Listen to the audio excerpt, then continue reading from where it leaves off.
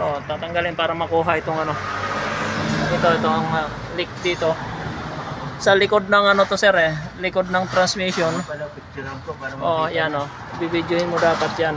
Para makita niya, baka sabihin na ayan, kasi yan ang titingnan natin. Papalitan natin yung oil seal na yan para pag magpalit tayo ng ETF fluid, transmission fluid, hindi naman matatapon lang. Kasi kung kaya ito nagbawas o konti na lang ang laman dahil dito nagtatagas. Actually maraming tagas pati sa makina, pero engine oil yung iba eh.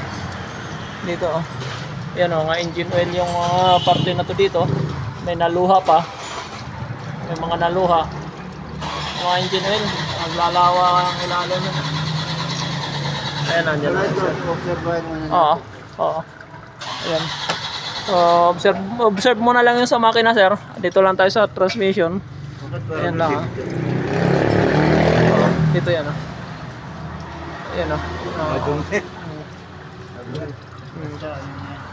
Tanggal yan, ugutin. Ang kagandahan yan, di naman tayo magbababa na ng transmission para lang dito. Kasi sisikotin na lang yan. Huwag lang yun doon sa gitna kasi pag doon sa gitna magbababa ng transmission. Oh, pero kung dito lang di na kailangan. Bilis naman magbaba eh. Oo, bilis lang yan. Ang problema dyan, wala namang pagawa.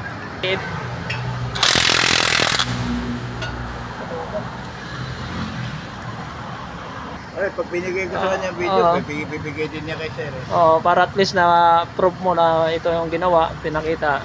Diba? Yun lang naman ang ano niyan. Sir, pag gaganin, nagpapanda dito na, titingnan ko yung mga ginupo para marunong ako. Ako kasi minsan tinitingnan. Oh, ito mga ganito, kayang-kaya DIY ito. Madali lang yan. Oh, madali lang naman to. Ayan o.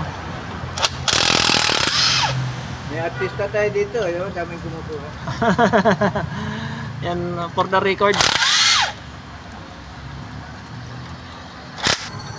Ayan, nagkukos ng leak pero nagpalit na kasi sila ng oil seal dito. Tingnan natin kung anong ayan. Ayan. Palitan na lang ulit natin to. Ano yung puti na yun? Ito, nilagyan ito nila ng silicone. Ayun oh, kapain mo sir, tabingi nga yung pagkakalagay. Baka hindi pinalitan yan, ni-repair lang. Teka lang, hipuin mo yung itaas. Pag hipuin mo dito, nakalabas yung oil seal. Samantala dito, flat. Hipuin mo yan. Hipuin mo. Nakalabas dyan sa taas. Pagdating sa baba, pantay. Di ba? So, hindi naman ni-repair yan, nilagay lang yung seal. Ayaw ko dyan sa kanila. Pag ganyan, wala eh, di ba? Oo. Dito makikita niyo yan, papalitan. Kailangan ba lagyan ng seal? Ayan na guys, nagbababa na ang ating mga tropa. Ito ay transmission ng Grand Starix. So, baba lang tayo ng oil pan. Linisin muna natin yung strainer at saka palit ng ETF fluid.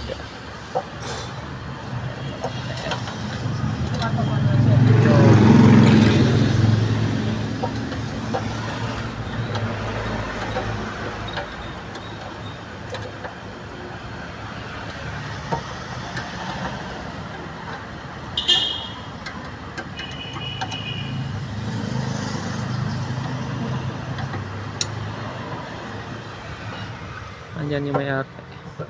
Andyan yung may-ari.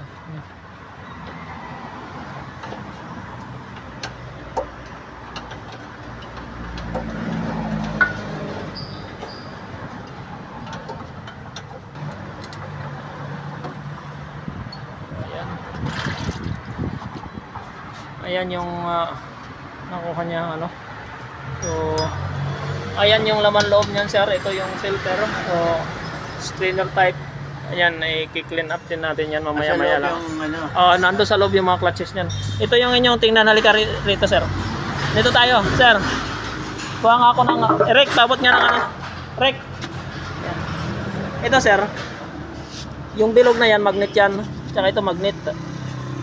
Lahat ng mga metal particles na galing sa loob ng clutch, dito yan didikit. Ayan oh, gaano kakapal yan oh. Ay, mga bakal. Oo, di ba? Dumikit na sa magnet, oh. Ibig sabihin, pudpud na yung loob.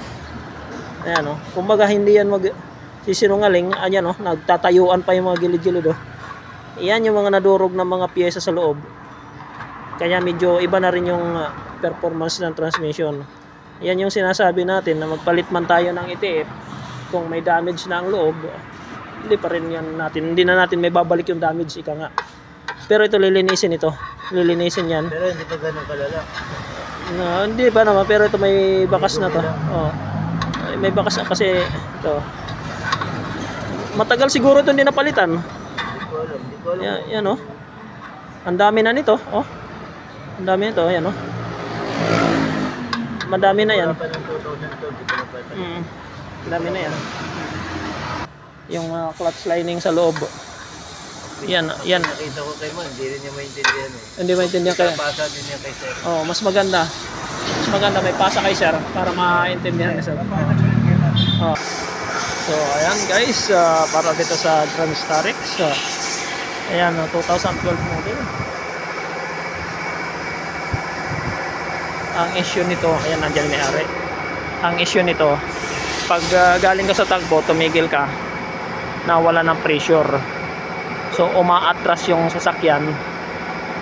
Siguro mga 3 seconds bago kumapit lagabobo. So, ayun. Kita natin yung problema. So, that's it. Isa na lang muna.